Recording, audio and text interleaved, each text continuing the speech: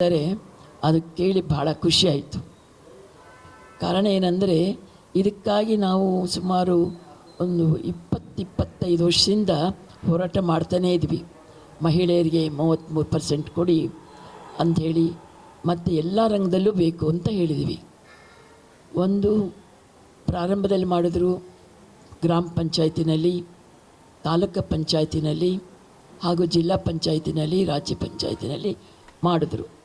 ಆದರೆ ಬೆರಳೆಣಿಕೆಯಲ್ಲಿ ಎಲ್ಲೋ ಇದ್ದರು ಅಂತ ನನಗೆ ಗಮನಕ್ಕೆ ಬರ್ತಾ ಇತ್ತು. ಸೊ ಅದರಿಂದ ಅವಾಗಿಂದ ನಾವು ಹೋರಾಟ ಮಾಡ್ತಾಯಿದ್ವಿ.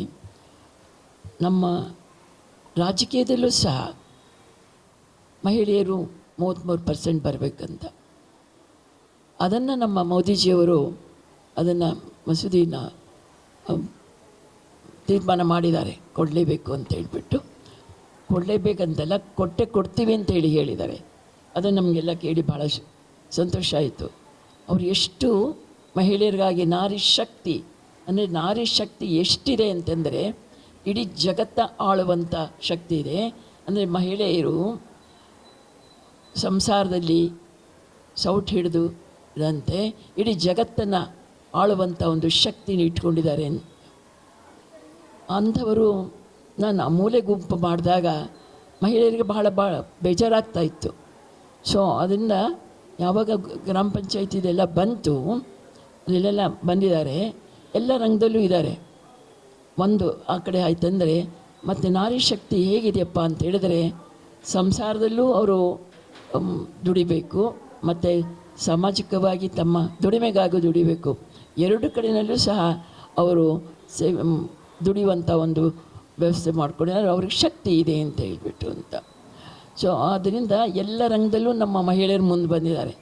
ಎಲ್ಲರಿಗೂ ಗೊತ್ತಿರೋ ಹಾಗೆಯೇ ಹಳ್ಳಿಯಿಂದ ಹಿಡಿದು ನಂತರ ರಾಜ್ಯ ಮಟ್ಟದಲ್ಲಿ, ರಾಷ್ಟ್ರ ಮಟ್ಟದಲ್ಲಿ ಆಳುವಂಥ ಒಂದು ಜನತೆ ಮಹಿಳೆಯರನ್ನ ವ್ಯವಸ್ಥೆ ಮಾಡಿದ್ದಾರೆ. ಒಂದು ಎರಡನೇ ಎಲ್ಲ ರಂಗದಲ್ಲಿ ಅಂತಂದರೆ ನಮ್ಮ ಮಹಿಳೆಯರು ಸೈಂಟಿಸ್ಟ್ಗಳಾಗಿದ್ದಾರೆ. ಜೊತೆಯಲ್ಲಿ ಈ ಕ್ರಾಫ್ಟಲ್ಲಿ ಫ್ಲೈಟ್ ಬಿಡುವ ಒಂದು ವ್ಯವಸ್ಥೆ ಮಾಡಲಿದ್ದಾರೆ. ಮತ್ತು ಕಂಪ್ನಿಗಳನ್ನು ಮಾಡ್ಕೊಂಡಿದ್ದಾರೆ. ಅಷ್ಟು ಚೆಂದ ಓದಿ ದುಡಿಮೆ ಮಾಡ್ತಾಯಿದ್ದಾರೆ. ಮತ್ತು ಎಲ್ಲ ರಂಗದಲ್ಲೂ ಇದ್ದಾರೆ. ಹಾಗೆ ಟ್ರೈಬಲ್ಸು ಸಹ ಈಗ ಮೋದಿಜಿಯವರ ಒಂದು ಇದು ಬಂದ ಮೇಲೆ ಟ್ರೈಬಲ್ಸು ಕಾಡಿನಲ್ಲಿರ್ತಕ್ಕಂಥ ಮಹಿಳೆಯರು ಸಹ ಮುಂದೆ ಬಂದಿದ್ದಾರೆ. ಅವರು ಹಾಕಿಕೊಟ್ಟಂಥ ಒಂದು ಸ್ಕೀಮ್ ಏನಿದೆ, ಎಲ್ಲ ಮಹಿಳೆಯರು ಬ್ಯಾಂಕಲ್ಲಿ ಅಕೌಂಟ್ ಓಪನ್ ಮಾಡಬೇಕಂತೇಳಿ, ಆಗ ಮನೆ ಹತ್ರ ಹೋಗಿ ಎಲ್ಲರಿಗೂ ಸಹ ಹೇಳಿ ಎಲ್ಲರ ಹತ್ರ ಮಾಡಿಸಿದ್ದಾರೆ. ಕೋಟಿ ಮಹಿಳೆಯರು ಬ್ಯಾಂಕಿನಲ್ಲಿ ಅಕೌಂಟ್ ಓಪನ್ ಮಾಡಿ ಅವರೇ ಹೋಗಿ ಮಾಡ್ತಕ್ಕಂಥದ್ದು ಒಂದು. ಜೊತೆಯಲ್ಲಿ ಬೇಟಿ ಪಡಾವೋ ಬೇಟಿ ಬಚಾವೋ ಅಂತ ಹೆಣ್ಮಕ್ಳಿಗೆ ಭಾಳ ಕಷ್ಟ ಇದೆ. ದೂರದೃಷ್ಟಿಯಿಂದ ಅವರು ಮಾತಾಡ್ತಾ ಇದ್ದಾರೆ. ಮಕ್ಕಳಿಗೆ ಎಜುಕೇಷನ್ ಬೇಕು, ಮತ್ತು ಮಕ್ಕಳನ್ನ ಜೋಪಾನ ಮಾಡಬೇಕು, ಮತ್ತು 18 ವರ್ಷ ಆಗುವರ್ತನ ಮದುವೆ ಮಾಡಬಾರ್ದು, ಅವರೊಂದು ಮಟ್ಟಕ್ಕೆ ಬಂದ ಮೇಲೆ ಆಗಬೇಕು ಅನ್ನೋದು ಒಂದು ವ್ಯವಸ್ಥೆ ಮಾಡಿದ್ದಾರೆ. ಮತ್ತು ಮಹಿಳೆಯರಿಗೆ ಸ್ವತಂತ್ರ ಬರೋದಕ್ಕೆ ಸಾಕಷ್ಟು ಸ್ವಸಹಾಯ ಗುಂಪುಗಳನ್ನು ಮಾಡಿಸಿ ಅವ್ರಿಗೆ ಅದರಲ್ಲಿ ಮೀಟಿಂಗ್ನೆಲ್ಲ ಮಾಡಿ ಅವ್ರು ಯಾವ ರೀತಿ ಇರಬೇಕು, ಹೇಗೆ ಮಾಡಬೇಕು, ಹೇಗೆ ಮುಂದೆ ಬರಬೇಕು ಅಂತ ಹೇಳಿಬಿಟ್ಟು ಅವೇರ್ನೆಸ್ ಕ್ಯಾಂಪ್ ಅಂತ ಒಂದು ಇಂಗ್ಲೀಷ್ನಲ್ಲಿ ಹೇಳ್ತೇವೆ, ಅದರಲ್ಲೂ ಮಾಡಿದ್ದಾರೆ. ಮತ್ತು ನ್ಯಾಯಾಂಗದಲ್ಲಿ ಜಡ್ಜಸ್ಸು ಎಲ್ಲ ರಂಗದಲ್ಲೂ ಇದ್ದಾರೆ. ಇನ್ನು ಮುಂದೆ ಬರುವಂಥ ಒಂದು ಇದು ಇವತ್ತು ಟ್ರೈಬಲ್ಸು ಅಂದರೆ ಕಾಡು ಜನರು ಮೈಕ್ ಹಿಡಿದು ಮಾತಾಡುವಂಥ ಒಂದು ಶಕ್ತಿ ಸಹ ಬಂದಿದೆ. ಭಾಳ ಖುಷಿಯಾಗತ್ತೆ ಅದನ್ನು ನೋಡಿದ್ರೆ. ಮತ್ತು ಪಟ್ಟಣದಲ್ಲಿ ಹೇಗೋ ಬಂದುಬಿಡ್ತಾರೆ, ಆದರೆ ಕಾಡು ಜನರು ಮಕ್ಕಳು 99% ಮಾರ್ಕ್ಸ್ ತಗೊಂಡು ಕಾಲೇಜ್ಗೆ ಹೋಗಿ ಓದ್ತಾ ಇದ್ದಾರೆ. ಈ ಸರಿ ಅಂತೂ ತುಂಬ ಜನ ಮಹಿಳೆ ಟ್ರೈಬಲ್ಸ್ ಸಹ ನಮ್ಮ ಮಕ್ಕಳನ್ನ ಓದಿಸ್ಬೇಕು ಅಂತ ಹೇಳಿಬಿಟ್ಟು ಮುಂದೆ ಬಂದು ಓದಿಸ್ತಾ ಇದ್ದಾರೆ. ಮತ್ತು ಅವರು ಸಹ ತಮ್ಮ ಒಂದು ದುಡಿಮೆಗಾಗಿ ಆಟೋ ಇದನ್ನೆಲ್ಲ ಮಾಡಿಕೊಂಡು ಅದನ್ನು ಡ್ರೈವಿಂಗ್ ಮಾಡಿಕೊಂಡು ತಿಂಗಳ ಒಂದು 30,000 ರೂಪಾಯಿ ಸಂಪಾದನೆ ಮಾಡಿ ಆ ದುಡಿಮೆ ಬರ್ತಾಯಿದೆ. ಕಾಡಲ್ಲಿ ಸಿಗ್ತಕ್ಕಂಥ ಒಂದು ಹಣ್ಣುಗಳೆಲ್ಲ ಇರುತ್ತಲ್ಲ, ಹಣ್ಣುಗಳನ್ನು ಮಾರಾಟ ಮಾಡಿ ದುಡಿಮೆ ಮಾಡ್ತಿದ್ದಾರೆ. ಬೆತ್ತದಲ್ಲಿ ಬುಟ್ಟಿಗಳನ್ನು ಮಾಡಿ ಮಾರಾಟ ಮಾಡ್ತಾರೆ. ಅಂದರೆ ಸ್ವಯಂ ಉದ್ಯೋಗ ಮಾಡಬೇಕು ಪ್ರತಿಯೊಬ್ಬರು ಅಂತ ಏನು ಹಾಕಿಕೊಟ್ಟರು ಅದು ನಡೀತಾ ಇದೆ. ಕೋಟಿ ಕೋಟಿ ಹೆಣ್ಮಕ್ಳು ಮುಂದೆ ಬರ್ತಾ ಇದ್ದಾರೆ. ಇದೆಲ್ಲಕ್ಕೂ ಕಾರಣ ನಮ್ಮ ಮೋದಿಜಿಯವರು ಅಂತ ಹೇಳ್ತಾ ಇದ್ದೀನಿ.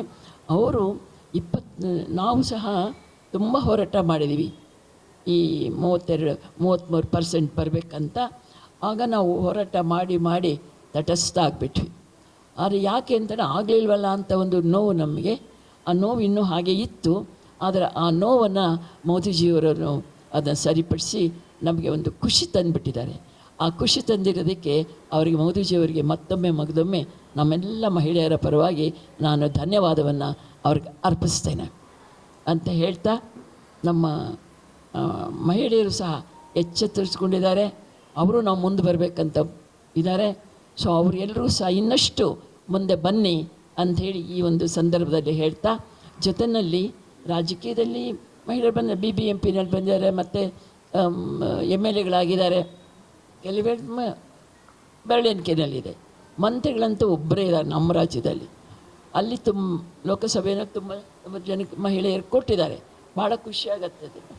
ಸೊ ಅದರಿಂದ ಇನ್ನಷ್ಟು ಹೆಚ್ಚು ಜನ ಬರಬೇಕು. ಯಾವಾಗ 37% ಬರ್ತಾರೋ ಮಹಿಳೆಯರು ಸಹ ಜಾಗೃತ ಆಗ್ತಾರೆ. ಮತ್ತು ಅವ್ರಿಗೂ ಸಹ ತರಬೇತಿ ಆಗುತ್ತೆ, ಹೇಗೆ ಸಮಾಜವನ್ನು ಮುಂದೆ ತರಬೇಕು. ನನ್ನ ಅಧಿಕಾರ ನನಗೆ ಬಂದಾಗ ನಾನು ಯಾವ ರೀತಿ ನಮ್ಮ ಏರಿಯಾದಲ್ಲಿ ಏನೆಲ್ಲ ಮಾಡಬೇಕು, ನೀರಿನ ವ್ಯವಸ್ಥೆ, ಮನೆ ವ್ಯವಸ್ಥೆ, ಲೈಟಿನ ವ್ಯವಸ್ಥೆ, ಇದೆಲ್ಲ ಮಾಡಬೇಕು ಅನ್ನೋದು ಆ ಸಭೆಯಲ್ಲಿ ಕೂತಾಗ ಬಂದಾಗ ಅವ್ರಿಗೂ ಒಂದು ವಯಸ್ಸಾಗಿ ತಾವು ಮಾತಾಡುವಂಥ ಒಂದು ಸ್ಥೈರ್ಯವನ್ನು ತಂದ್ಕೊಳ್ತಾ ಇದ್ದಾರೆ. ಸೊ ಅದರಿಂದ ಆ 33% ಯಾವಾಗ ಬರ್ತಾರೆ ಆವಾಗ ಇವ್ರಿಗೊಂದು ಮೆಜಾರಿಟಿ ಸಿಕ್ಕತ್ತೆ, ಆ ಮಾತಾಡುವಂಥ ಒಂದು ಸಿಕ್ಕತ್ತೆ. ಆಗ ಏನು ಮಾಡ್ತಾರೆ ಅವರು ಹೇಳಿ, ಜನತೆ ಹತ್ರ ಹೋಗಿ ಜನತೆ ಜೊತೆಯಲ್ಲಿ ಮಾತಾಡ್ತಾ ಯಾರ್ಯಾರ ಸಮಸ್ಯೆ ಏನಿದೆ ಅಂಥೇಳಿ ಆ ಸಮಸ್ಯೆಯನ್ನು ಪರಿಹಾರ ಮಾಡಲಿಕ್ಕೆ ಒಂದು ವ್ಯವಸ್ಥೆ ಆಗಿದೆ. ಇನ್ನೂ ಹೆಚ್ಚು ಮಹಿಳೆಯರು ಮುಂದೆ ಬಂದರೆ ಅಂತ ಹೇಳೋದಕ್ಕೆ ನಾನು ಇಷ್ಟಪಡ್ತೇನೆ. ಇದೆಲ್ಲ ಕಾರಣ ನಮ್ಮ ಮೋದಿಜಿಯವರು ಈ ಒಂದು ಮಸೂದೆಯನ್ನು ಮಾಡಿದ್ದಕ್ಕೆ ನಮ್ಮೆಲ್ಲ ಮಹಿಳೆಯರನ್ನು ಮಗದೊಮ್ಮೆ ನಾನು ಧನ್ಯವಾದನ ಅರ್ಪಿಸ್ತಾ ಇದ್ದೀನಿ. ಮತ್ತು ಭಾರತ ಮಾತೆಗೆ ಒಂದು ಘೋಷಣೆ ಕೂಗೋಣ. ಭೋಲೋ ಭಾರತ್ ಮಾತಾ ಕಿ, ಭೋಲೋ ಭಾರತ್ ಮಾತಾ ಕಿ, ಭೋಲೋ ಭಾರತ್ ಮಾತಾ ಕಿ. ವಂದೇ ವಂದೇ ವಂದೇ. ಧನ್ಯವಾದಗಳು.